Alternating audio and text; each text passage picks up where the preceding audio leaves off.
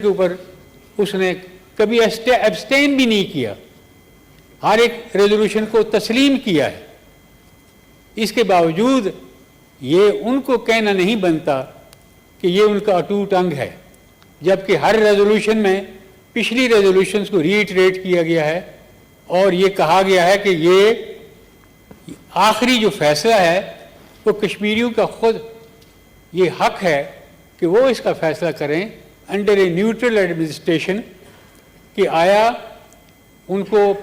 India में शामिल रहना है, होना है या पाकिस्तान के साथ होना है।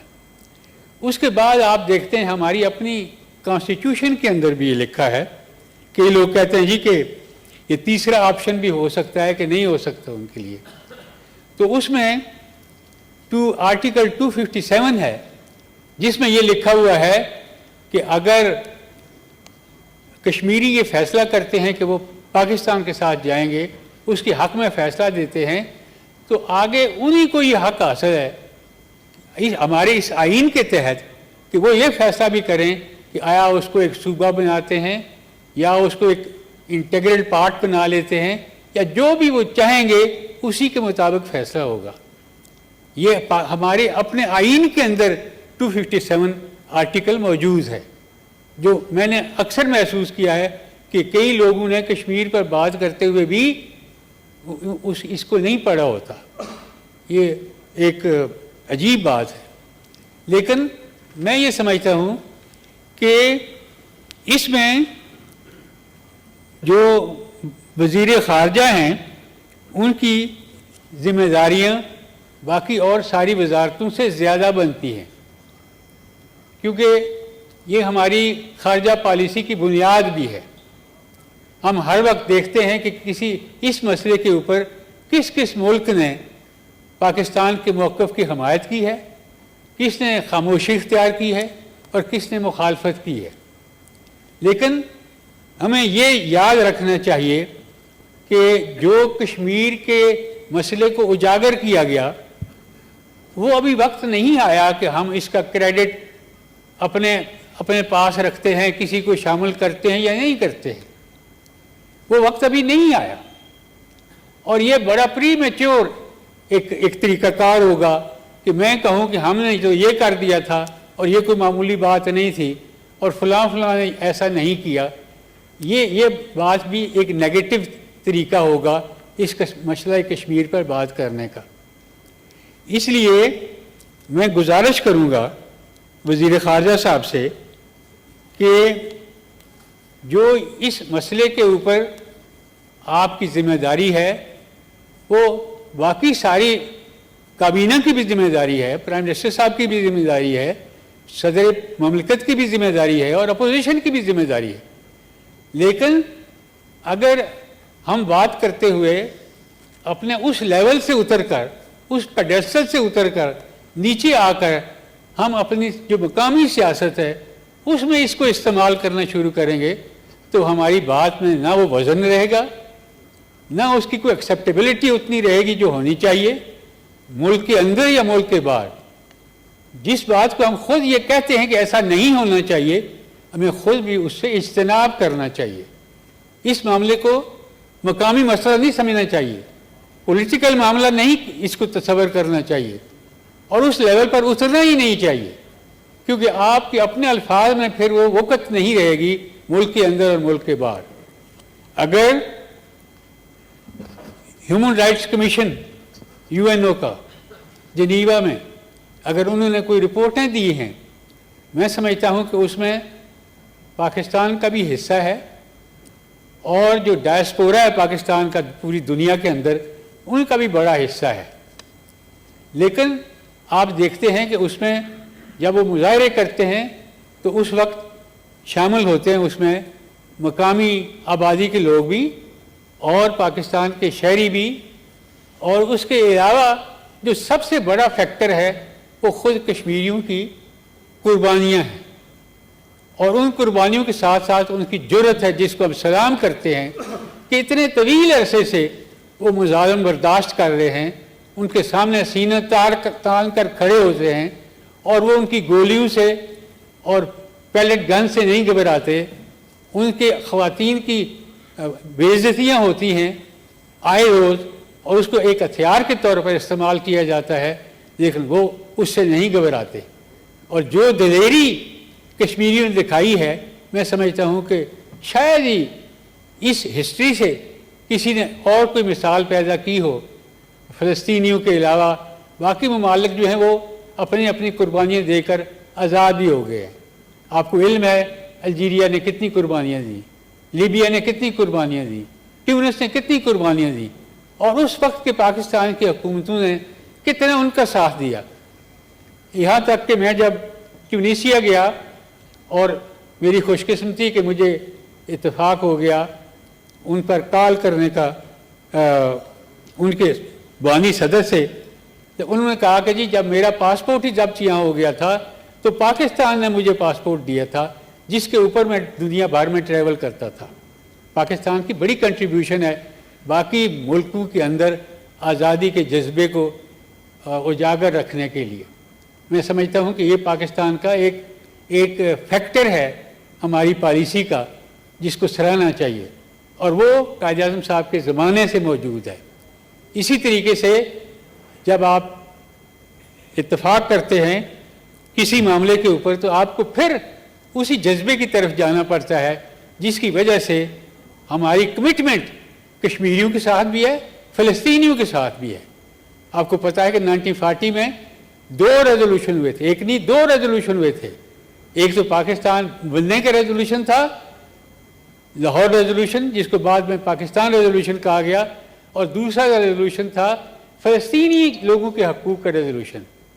جس کو بڑا سراہا جاتا ہے وہاں۔ لیکن ہماری خود کچھ کمزوریوں اور غلطیوں کی وجہ سے، ہماری غلط پالیسیوں کی وجہ سے کچھ مسلمان ممالک میں یہ کیفیت صحیح نہیں رہی۔ لیکن ہمیں خوشی ہے کہ جو مڈل ایسٹ کے اندر مسلمان ممالک کے اپنے درمیان جو اختلافات ہو گئے تھے اس کو دوبارہ سمیٹا جا رہا ہے، اور سعودی عربیہ اور جو قطر، ان کے درمیان بلا وجہ اختلافات پیدا کر دیے گئے تھے۔ چند دن پہلے انہوں نے اس کو سمیٹنے کے لیے آمادگی کا اظہار کیا ہے، اور انہوں نے ایک دوسرے کے لیے اپنے زمینی اور ہوائی راستے کھول دیے۔ میں سمجھتا ہوں کہ خوشگوار ڈیولپمنٹ ہے، اور انشاءاللہ تعالیٰ اس کے نتائج مسلم امت کے لیے امت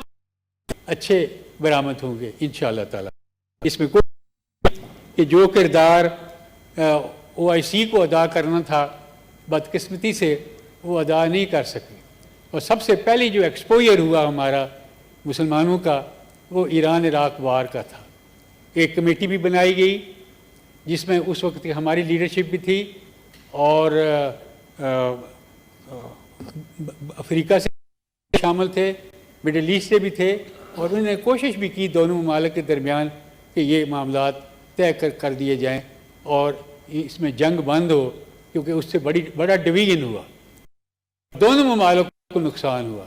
دونوں ممالک تباہ ہوئے، ان کا وزن اپنا کم ہوا۔ میں یہ سمجھتا ہوں کہ اس بارے میں بھی توجہ دینی چاہیے۔ لیکن مجھے بڑی خوشگوار حیرت ہوئی، اور میں نے اس کا شکریہ بھی ادا کیا کہ جب یہ 5 اگست کا معاملہ ہوا اور انڈیا نے ایک ناجائز قدم اٹھایا جو UNO کے چارٹر کے خلاف ہے، UNO کی ریزولوشنز کے خلاف ہے، اور عالمی جو قوانین ہیں اس کے خلاف ہے، کہ انہوں نے 5 اگست کو اس کو اپنا حصہ قرار دیا اب،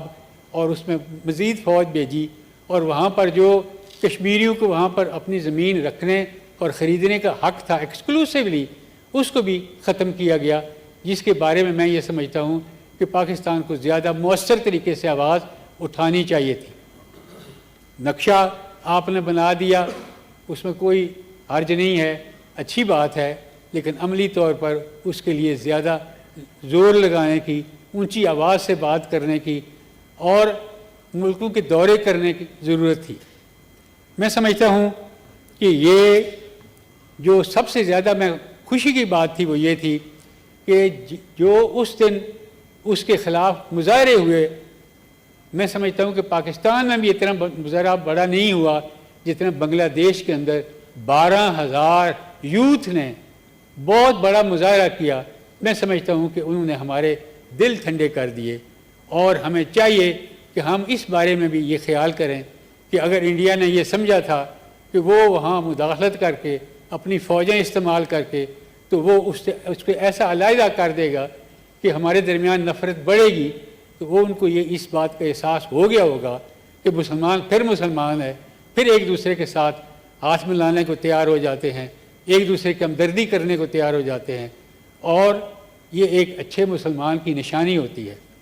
اس لیے میں یہ سمجھتا ہوں کہ اس کو اپریشیٹ کرنا چاہیے تھا آفیشیل لیول پر بھی. اور میں وہاں ان کے سفیر صاحب کے پاس گیا، میں نے ان کا شکریہ ادا کیا کہ اپنی حکومت کو ہماری طرف سے شکریہ کہہ دیں کہ جو وہاں انہوں نے 12,000 سے زائد نوجوانوں نے پاکستان کے نہیں کشمیر کے حق میں مظاہرہ کیا ہے، وہ کاز کشمیریوں کی بھی تھی، پاکستان کی بھی تھی، اور بحیثیت مسلمان ان کی اپنی بھی کاز تھی. تو اس لیے یہ جو چیزیں یا ڈیولپمنٹس ہوتی ہیں ان کو آگے بڑھانے کی ضرورت ہوتی ہے. اس لیے میں یہ سمجھتا ہوں کہ پہلے بھی میں نے گزارش کی تھی، وزیر خارجہ صاحب یہاں موجود تھے، کہ آپ کوشش کریں کہ جو بنگلہ دیش کے جو ہائی کمشنر ہیں ان کو سہولت دیں کہ ان کا سٹاف پورا ہو. اور پھر میرا خیال ہے کہ اس میں کوئی بہتری بھی آئی ہے، اور پھر پرائم منسٹر صاحب نے وہاں ان کو ٹیلی فون بھی کیا ہے بنگلہ دیش کی وزیر اعظم صاحبہ کو، اور اس کے بھی اچھے اثرات مرتب ہوں گے. لیکن میں یہ سمجھتا ہوں کہ یہ موقع ایسا نہیں ہوتا کہ آدمی پھر کشمیر کی بات کرتے ہوئے بجائے اس کے کہ اس میں کوئی انکریجمنٹ ان کو ہو کہ پاکستان یک زبان ہے، یکجہتی ہے اس میں، اور سارے لوگ اس پلیٹ فارم پر اکٹھے ہیں، ہم باتیں کرتے کرتے پھر نچلی سطح پر آ جائیں اور ایک دوسرے کو پھر تانا زدی کرنا شروع کر دیں، یہ ٹھیک نہیں ہے. میں سمجھتا ہوں کہ آج کا دن ایسا ہے کہ جو UN کی ریزولوشن پاس ہوئی تھی، مجھے اب تک یاد ہے کہ 5 فروری کو جب پرویز مشرف کی حکومت تھی اور ہم نے یہاں ایک مظاہرہ کیا جس میں وکلاء بھی تھے اور عام لوگ بھی تھے، پولیٹیکل ورکر بھی تھے، تو ہمیں پنڈی میں وہاں پر پولیس کا سامنا ہوا اور لاٹھیاں برسائی گئیں اور ہمارے خلاف پرچے کاٹے گئے 5 فروری کو کشمیریوں کے حق میں بات کرنے کے لیے. اس لیے ایسے دور بھی آئے جو پرویز مشرف کا دور تھا. تو اس لیے میں یہ سمجھتا ہوں کہ یہ ہم ان پولیس والوں کو ہم کہتے رہے کہ تم پاکستان کی پولیس ہو یا انڈیا کی پولیس ہو کہ تمہیں کشمیریوں کے حق میں آواز بلند کرنے برداشت نہیں ہوتا. بہرحال وہ پھر جو یہاں اس وقت SSP تھا وہ اس کو بعد میں DIG بنا دیا گیا اپنی اس کارکردگی کے اوپر. یہ مرحلے بھی آتے رہتے ہیں، لیکن ہمیں اپنے مقصد کو بالکل سامنے رکھنی چاہیے، اپنی منزل کو دھندلانا نہیں چاہیے. اور ہم یہ سمجھتے ہیں کہ یہ ایک ایسا مسئلہ ہے جس میں بجائے اس کے کہ ہم اس سطح کے اوپر، ایک نیشنل سطح کے اوپر ایک اصولی بات کریں اور ایک دوسرے کی دل آزاری کی باتیں نہ کریں، تو انہی الفاظ کے ساتھ میں آپ سے اجازت چاہتا ہوں. آپ کا میں شکریہ ادا کرتا ہوں.